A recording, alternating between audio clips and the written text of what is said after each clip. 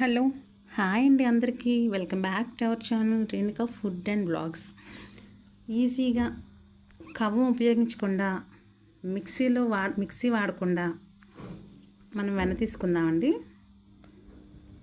ఈరోజు మజ్జిగ చేసుకోవాలనుకుంటే నిన్నే బయట పెట్టేసుకోవాలండి. నేను నిన్న మధ్యాహ్నం మేగడంతా ఫ్రిడ్జ్లో మేగడలా తీసి బయట పెట్టాను. దీంతో ఒక స్పూన్ తీసుకుని కొద్దిగా వాటర్ వేసి బాగా బీట్ చేయాలండి.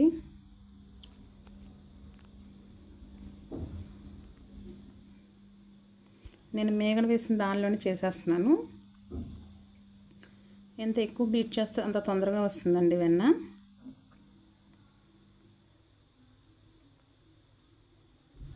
మిక్సీ కడగడం, కవ్వంతో తిప్పడం ఇవన్నీ కాకుండా సింపుల్గా చక్కగా ఒక స్పూన్తో ఇలా బీట్ చేస్తే వస్తుందంటే ఈజీ కదండి.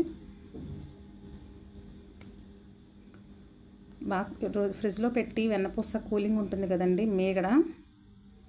ఫ్రిడ్జ్లో మేగడ పెట్టడం వల్ల అన్ని రోజులు ఒక రోజు తీసి బయట పెడితే తొందరగా వచ్చేస్తుంది.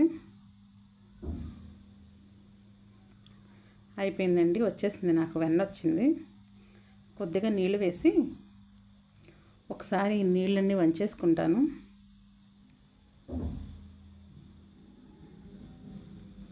ఈ నీళ్ళని ఒకసారి వంచేసానండి. వంచేసి మళ్ళీ కాస్త నీళ్ళు వేసాను.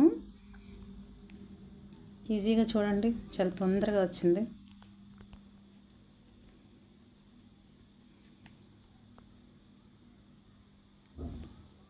రోజు లేవగానే పాలు కాస్తాం కదండి. పాల మీద మేగడ ఒక దానిలో వేసేసుకుని ఫ్రిడ్జ్లో పెట్టుకుంటే వారానికి ఒకసారి ఇలా తీసుకోవచ్చు.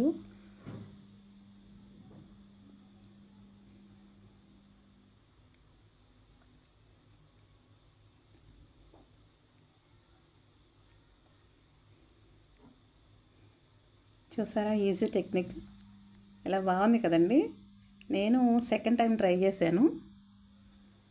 ఇప్పుడు కాద్దామండి నెయ్యి. ఈ వెన్నని నెయ్యి కింద చేద్దాం.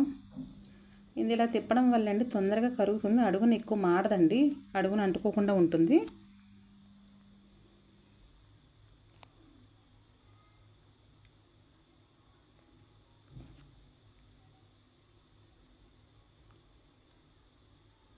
అప్పటికప్పుడు నెయ్యి కావాలనుకున్నప్పుడు కష్టపడక్కర్లేదు, ఎక్కడికో పరుగులు పెట్టి తెచ్చుకోవక్కర్లేదు. మన ఇంట్లో ఫ్రిడ్జ్లో ఉన్న మేగడతోనే వెంటనే ఇలా చేసుకోవచ్చు. నెయ్యి కాగిందండి. ప్లాస్టిక్ టీ చిక్కం కాదండి, నేను వడగొట్టేది ప్లాస్టిక్ది కాదు, స్టీల్ది. అందుకే వెంటనే వడగొట్టినా అదేం కరగట్లేదు. మీరు ప్లాస్టిక్ దాంట్లో వేయకండి, కరిగిపోతుంది. ఇది స్టీల్దండి. మీకు ఈ వీడియో నచ్చినట్లయితే లైక్ చేయండి, షేర్ చేయండి, సబ్స్క్రైబ్ చేయండి, మర్చిపోకండి.